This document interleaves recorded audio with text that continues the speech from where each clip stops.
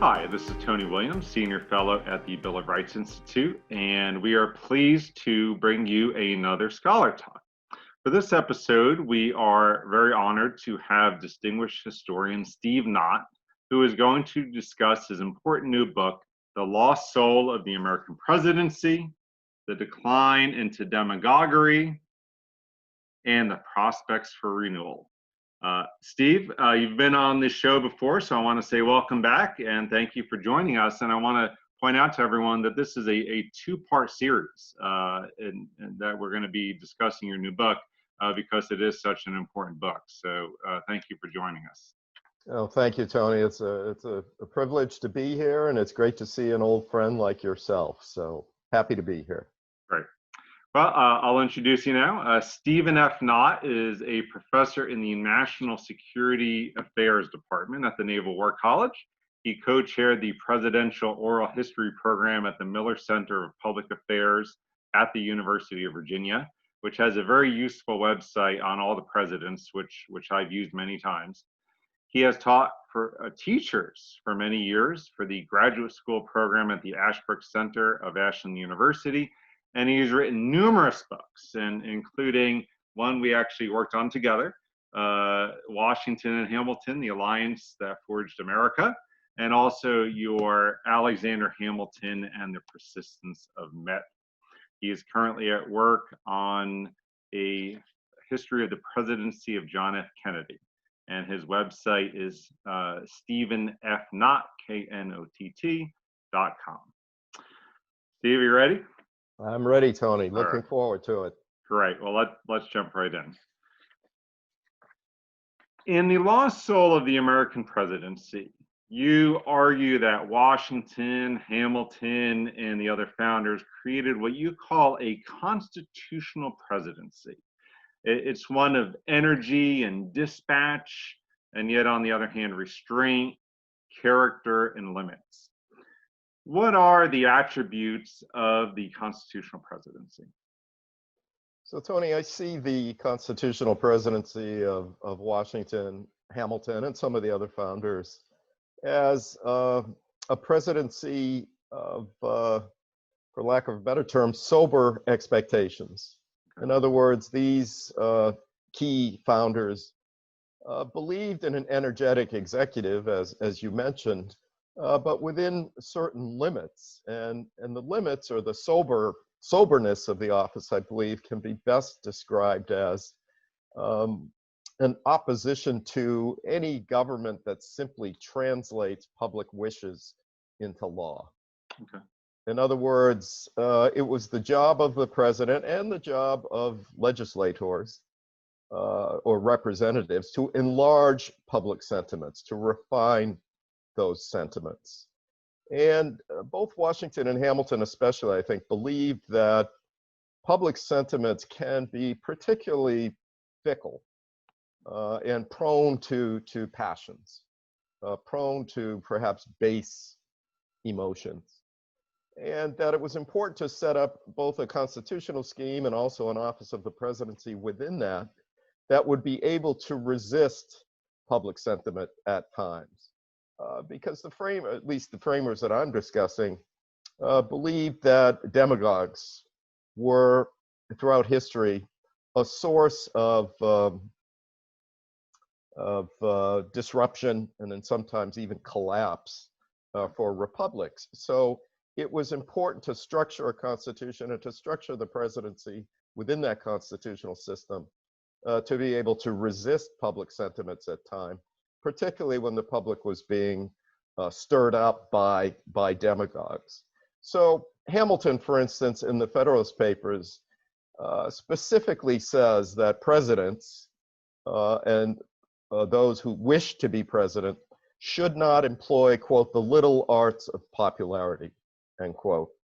And by this, I think he was referring to pandering to the public responding to demagogues who would undermine both the dignity of the presidency and also ultimately undermine the whole system of constitutional government.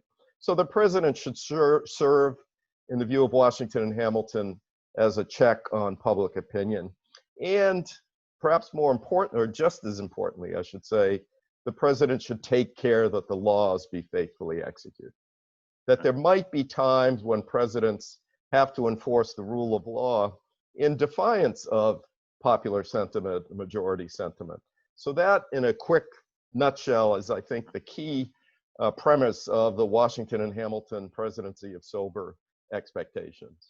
Right, and so those are the very important ideas in formulating the presidency, and I'd like to maybe dig a little deeper on how do Washington and Hamilton especially collaborate in establishing the precedents for the dignified constitutional presidency that you're describing during the Washington administration. Well, Tony, in my view, there's one key event that I think summarizes Washington and Hamilton's perspective on this the role of this constitutional presidency, and I think sets them apart from Thomas Jefferson and some of Jefferson's followers, and that is the Whiskey Rebellion of 1793-94. Washington and Hamilton had tried for about 2 or 3 years to work with members of the congressional delegations from those districts that were opposed to the whiskey excise tax. They had actually made modifications to that excise tax, including, I think, giving the United States Army contracts for whiskey purchases to these particular distillers who were being hit hard by the tax. Things of that sort. But after a period of 3 or so years, when there was repeated, in some cases violent resistance to the rule of law, both Washington and Hamilton came to the realization that the rule of law needed to be restored, and it was going to take a show of force to do just that. Now, on the other side, from the Jeffersonian perspective, Jefferson thought this whole thing was, as he put it, Hamilton's insurrection, that it was really not that big of a deal. And a lot of Jefferson's followers drew parallels to the Whiskey Rebels' resistance to an unpopular tax, to the resistance to various unpopular taxes in Boston, etc., leading up to the American Revolution itself. So from Jefferson's view, in a sense, the public will should, if not always prevail, at least carry a considerable amount of weight. From the perspective of Hamilton and Washington, that's not a good way to run a constitutional scheme based on the rule of law. The law sometimes will have to stand up to mob action, to be blunt. So you see, I think, just a real diverse worldview about, on the one side, the importance of the rule of law, and on the other side, a deep appreciation for the sentiments of the common man. But again, from my perspective, I do think Washington and Hamilton laid down an important marker that the rule of law would prevail in the United States, and I would argue that saved the sort of constitutional regime that we have the privilege of living in today.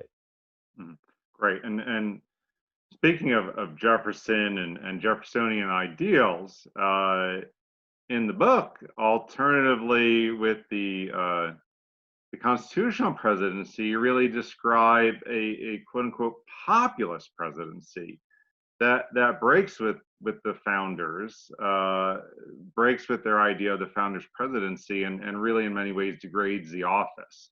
And so we've talked about the constitutional presidency. Can you tell us a little bit about what you argue is the populist presidency? Sure. Yeah, so Jefferson comes in to office, of course, after the very close call with Aaron Burr, becomes president in March of 1801. And Jefferson views his election of 1800 as the, quote, revolution of 1800. That he, Jefferson, and his followers are going to restore the United States to a true understanding of the spirit of 1776. That somehow, after 12 years of Federalist rule, the United States had lost its way. And of course, with the passage of things like the Alien and Sedition Acts under President Adams, you know, that was a powerful message, and it certainly resonated with a large number of the with many Americans. In terms of Jefferson's understanding of the presidency, he again believes that it is the responsibility of elected officials to, in a sense, abide by public opinion. Jefferson believes, and this is a direct quote, public opinion is, quote, the best criterion of what is best, end quote. And Jefferson sees public opinion as giving energy to the government. Hamilton had a perspective on an energetic presidency. Jefferson's perspective is very different. That energy comes from the people, whereas I think Hamilton views the energy in the presidency coming from the Constitution itself. So you're going to enlist public opinion to give strength to the government, but particularly to the office of the presidency, because the president, in Jefferson's view, is uniquely situated. He is elected by the whole of the entirety of the nation, and he, in a sense, commands the high ground. And I see a very short distance between Jefferson's conception of the presidency and Andrew Jackson's, who I know we'll get to in a few minutes here, but this notion that the will of the majority should prevail as much as possible. I think Jefferson's a little more cautious about that, perhaps, than Jackson was, but Jefferson opens the door to a kind of majoritarian presidency, and Andrew Jackson just, you know, kicks the door wide open. So, to sum up, Jefferson sees public opinion as a positive force, as something that can energize the presidency. He turns Hamilton and the Federalist conception on its head, because Hamilton and many of the Federalists would have said that there were times when the rule of law must prevail, and that one must be very concerned about the potential for the tyranny of the majority. And that is a concern, I think, that perhaps Jefferson either downplayed or simply dismissed with his unbridled faith in the wisdom of the majority, the wisdom of the people. Right. So that's what you're arguing is the populist presidency then, this idea that the president, rather than sort of, you know, is following public opinion and being guided by sort of the whims and swaying passions of the people. And I would think that the term, you know, demagogue can come into play here. It certainly can. I'd be reluctant to apply it to Jefferson, but and I know you're not saying that. Yeah. And trust me, you know, I'm probably more capable of saying that than you are. But I think Jefferson's Jefferson, as much as I have some quarrels or qualms about some of the things that Jefferson stood for, this is clearly an extremely intelligent man. He's not Andrew Jackson. He's not he's not Andrew Johnson, who will come 50 or 60 years down the road. I would classify Jackson and Johnson as demagogues. I'm reluctant to put Jefferson in that category because he is such an impressive intellect, a Renaissance man, et cetera, and he is more restrained in terms of his public rhetoric, which is actually fairly limited. So, but I do think that Jefferson does open the door to presidential demagoguery. And in that sense, his revolution of 1800 was significant, but in my view, also somewhat dangerous. Okay, great. So he helps to establish this populist presidency, and you've mentioned Andrew Jackson a few times, and as you write in The Lost Soul of the American Presidency, he really engineers a fundamental transformation of the American presidency. So how does Jackson epitomize this populist presidency, as you term it?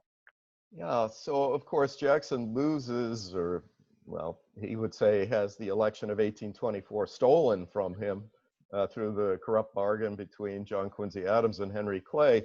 And I'm mentioning that only because it confirms or reaffirms for Andrew Jackson that the system as designed by the framers was somewhat stacked against common men, or at least somebody like himself who represents the common man. That there is a kind of almost insider corruption that prevailed under the old system, and that edifice needs to be knocked down. And so when he wins the presidency in 1828 and defeats John Quincy Adams, that campaign of Jackson's of 1828 is one of, if not the first sort of populist public rallies. There's a heavy emphasis on Jackson's personality. I'm reluctant to use the term cult of personality, but I would say there are aspects of that in the 1828 race. And so you're seeing the selection of a president becoming highly popularized. So rallies with lots of liquor and tributes to the hero of the Battle of New Orleans. It's a focus on Jackson's personality. John Quincy Adams is no match for that. He's a kind of a dour personality. He's not a war hero. And Jackson's campaign of 1828 just runs circles around John Quincy Adams, who, to some extent, I argue in the book, is, I mean, technically this isn't correct, but he's sort of the last of the founders, in a sense. He's much more restrained. He has a conception of presidential power that emphasizes the president as a head of state. His rhetoric is moderated. Jackson's is not. Jackson is none of those things. And yet Jackson goes on to a fairly overwhelming victory and makes it clear when he becomes president, as he puts it, I believe, in his first annual message to Congress. Andrew Jackson says, the majority is to govern, and that as few impediments as possible should exist to majority rule. And for instance, Jackson wants to see the Electoral College abolished.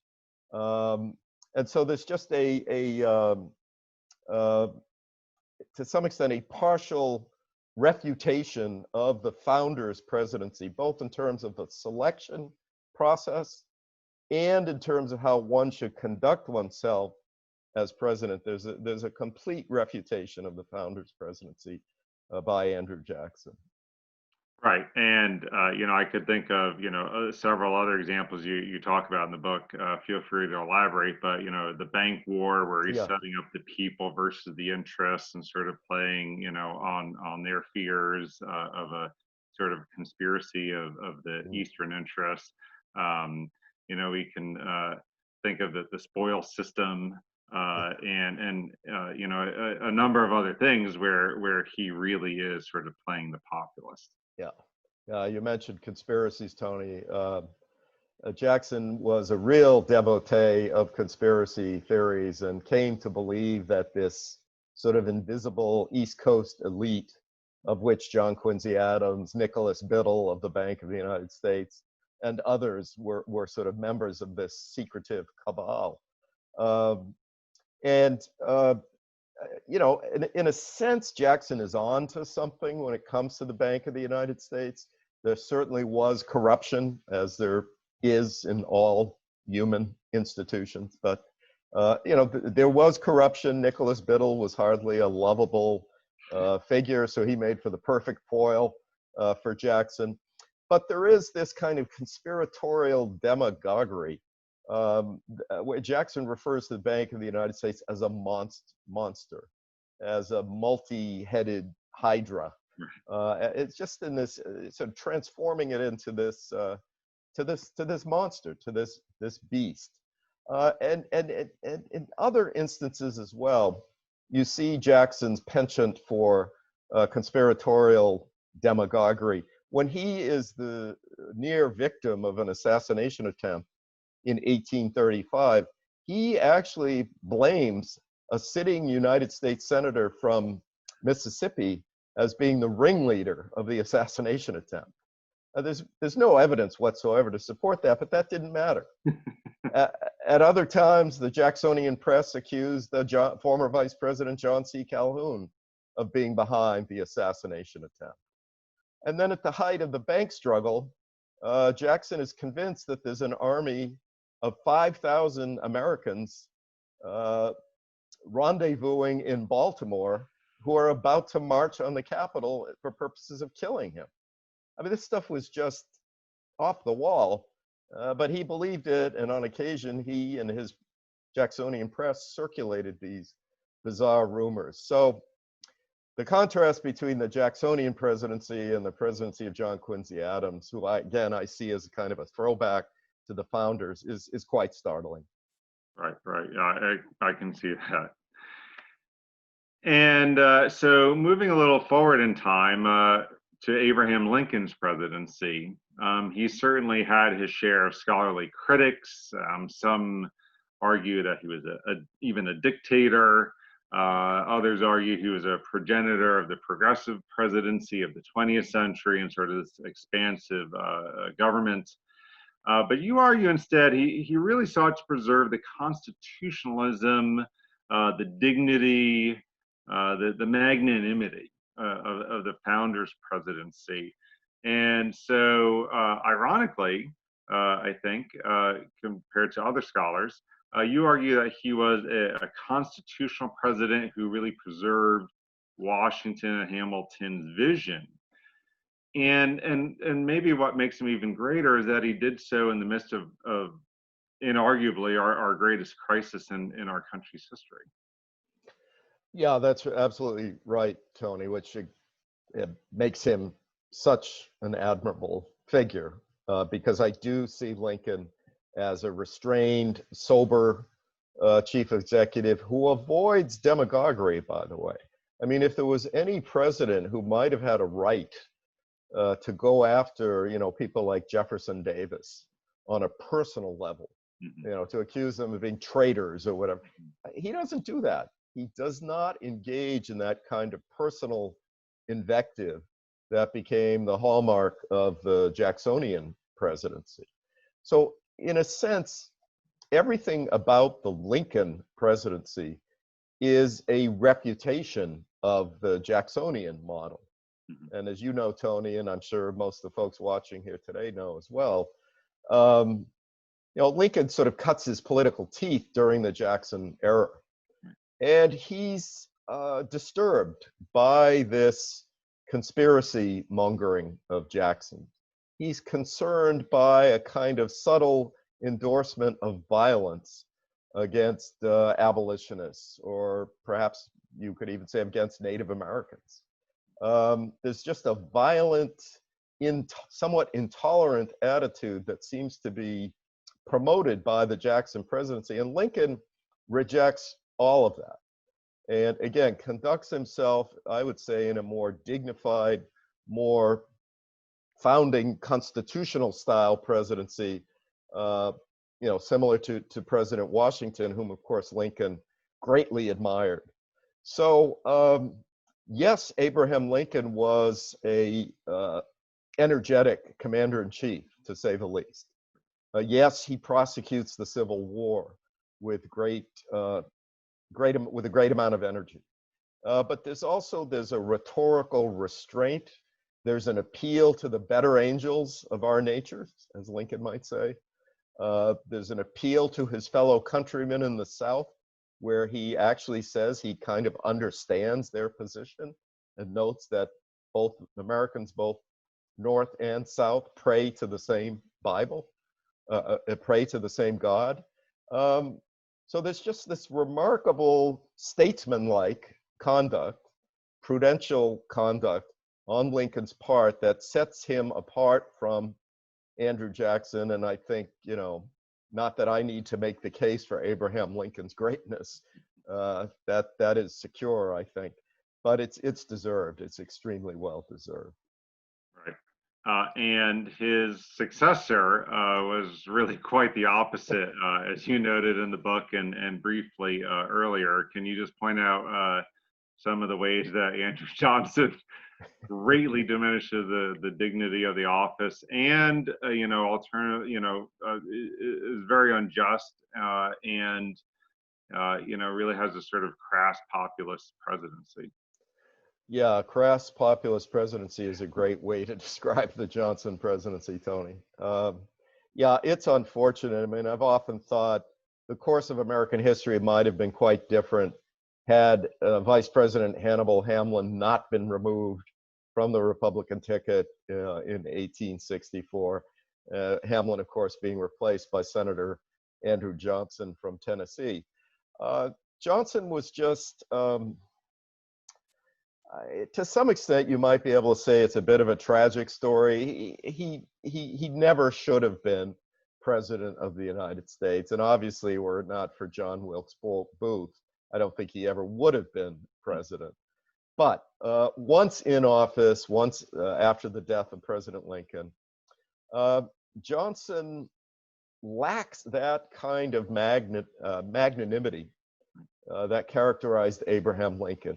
He lacks Lincoln's ability to separate policy disputes from personalities. So for Johnson, if you disagree with Andrew Johnson on a policy matter, including Reconstruction or whatever, he had a tendency to take it personally. Yeah. As did, by the way, his role model, Andrew Jackson, whom he greatly admired, a fellow Tennessean. Lincoln never personalized policy disputes. Johnson did. And it leads him to some of the most over-the-top rhetoric. For instance, in the midst of the impeachment efforts, I guess this would be prior to the impeachment, Johnson compares himself, however, to Jesus Christ on the cross, that Johnson's radical Republican Reconstruction opponents are attempting to crucify him. And he actually talks about how the blood of if they succeed in crucifying him, the blood of his church will continue to live on, or it's incredible stuff. And it's way over the top. It's divisive. He accuses some of these radical Republicans of being traitors on par with the worst Confederate traitors of the Civil War, that type of language. Just remarkably divisive. And, to be perfectly honest, I don't know if I can't recall if I say this in the book or not. I'm not sure we would have been, I often wonder if Andrew Johnson should have been impeached, that perhaps it would have been a marker that kind of conduct, that kind of behavior would not be tolerated. And by the way, one of the articles of impeachment was directed at that sort of partisan, divisive, personal demagoguery of Johnson's. Right. And I read some new quotes that I had never seen before by Johnson, and I agree that the language was filled with just horrifying white supremacy and injustice. And I was shocked. I read the stuff all the time, and I just shocked to read it. But I really appreciated seeing some evidence and some quotes there that I hadn't seen before. It was troubling. It is troubling. It was one of his, I believe, annual messages to Congress is, I think I say in the book, one of the most blatantly racist documents ever issued by any American president. Yeah, it was truly shocking. Yeah. Well, so we've looked over in the first part of our discussion, we've looked over about a century, the first half or so of the American Republic. And can you maybe summarize, where are we by the time of the Civil War and Reconstruction in terms of the founder's presidency versus the populist presidency? Is the soul of the American presidency intact and healthy by that point?